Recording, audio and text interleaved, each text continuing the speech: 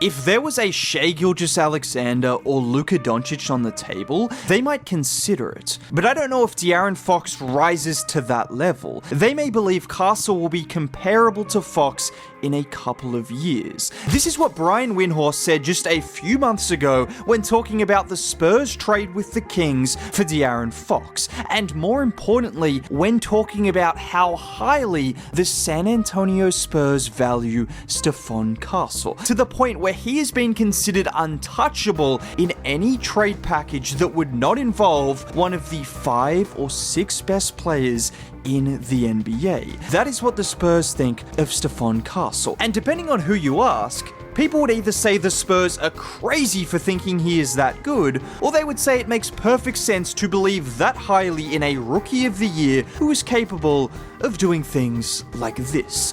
Castle. Oh! Castle elevating! Castle by one defender, by 2. Oh! Castle! Much Mamu.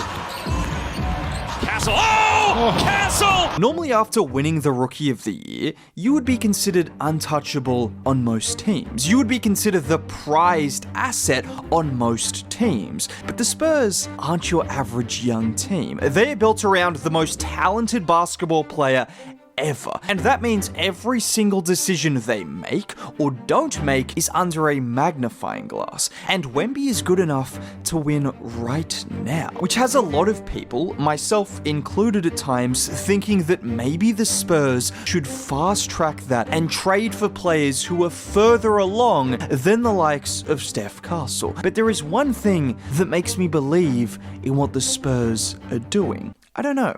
I can't quite put my finger on it. Maybe it's foolish to believe in one of the best organizations in the NBA, but I guess I'll have to consider myself foolish for doing that. And it's not as though this is blind belief. Despite Castle not having a Luka Doncic level rookie season, he still showed a lot of promise, and more importantly, he also showed a lot of improvement over the course of the season. Just look at his pre versus post All-Star numbers, where he not only improved his volume, his assists, but also his efficiency, and very notably, his free throw attempts, averaging over 5 attempts per game post All-Star break. And there's a very good reason for that. Simply put, he's just a nightmare to stop from getting downhill. This is Castle's biggest strength. I mean, well, quite literally, it is his strength, but that's paired with the ability to change speed, change direction, change angles with such quickness and fluidity. He is playing at a pace that is designed to throw off defenders. I mean, if you want an example of all of that in one clip, look at him get the pitch ahead pass, that quick burst before going behind the back to discard of Harden, and then he just tries to detonate on Zubats. Do you see what I mean with the acceleration, the deceleration, the handle, and then, I mean, trying to throw it down on a 7-footer is just the cherry on top. And he's also made plenty of plays like that where he finished it off as well. Yeah, that's a point guard capable of doing things like that. Or how about the strength he has here, where he hits the in and out in transition, slows down to bump bridges, and then the finish. But when you watch it in slow motion, that's when it becomes even more impressive. Just look at the strength to initially bump off bridges, and even with Bridges getting a hand on the ball and OG coming from the backside, he just hangs that fraction longer before making the layup. And that's pretty much exactly what Chris Paul said on the first day of training camp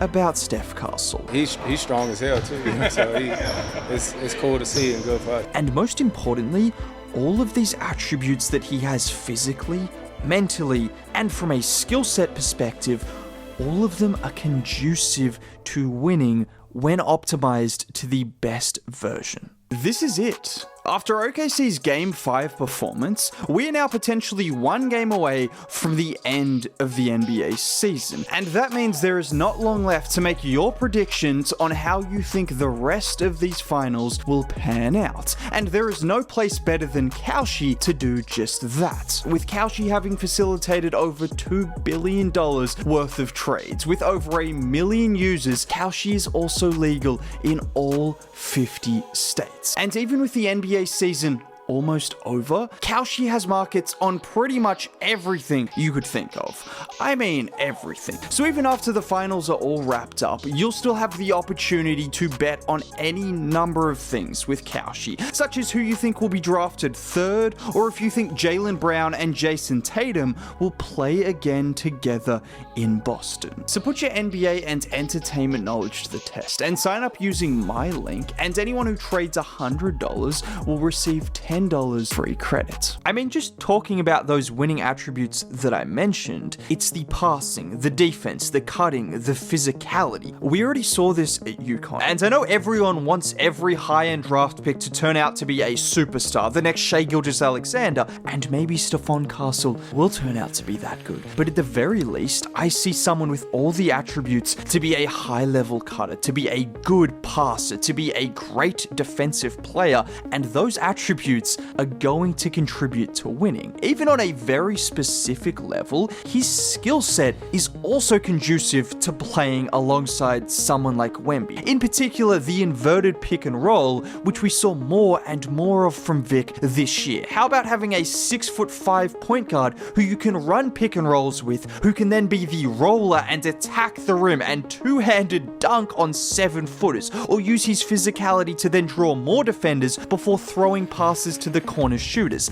That's the skill set that could thrive alongside Wemby. And this is without even mentioning the defense. This was a huge reason he was drafted so highly. And like most rookies, he had his ups and downs, but you saw the flashes. I mean, I saw a full game of him locking up the best point guard ever. Watch him on this play. He's initially a little slow to react to Steph's off-ball movement, but with some help from Barnes, they prevent the initial shot attempt before Stephon then forces him into passing on the second attempt, and then watch his awareness on the backdoor cut before then staying attached on the water screen. About 4 different actions, all of which Castle defended excellently in the span of 5 seconds. And then there's the playmaking as well. Even if he's not going to be the primary creator on an offense, and honestly playing alongside Wemby with the way he is developing, it won't be long before he is a point center, without even mentioning the potential of Fox and Harper. But even if he's not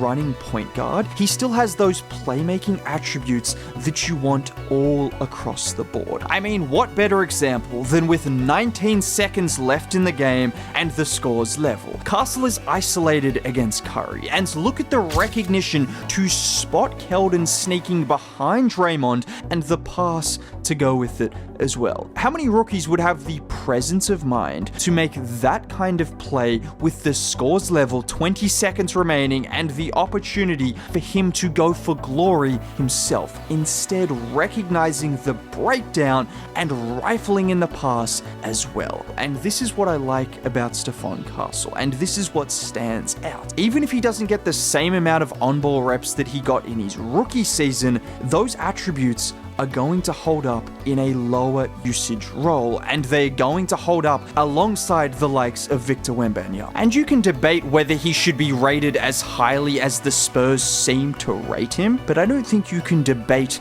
the talent and potential of Stephon Castle.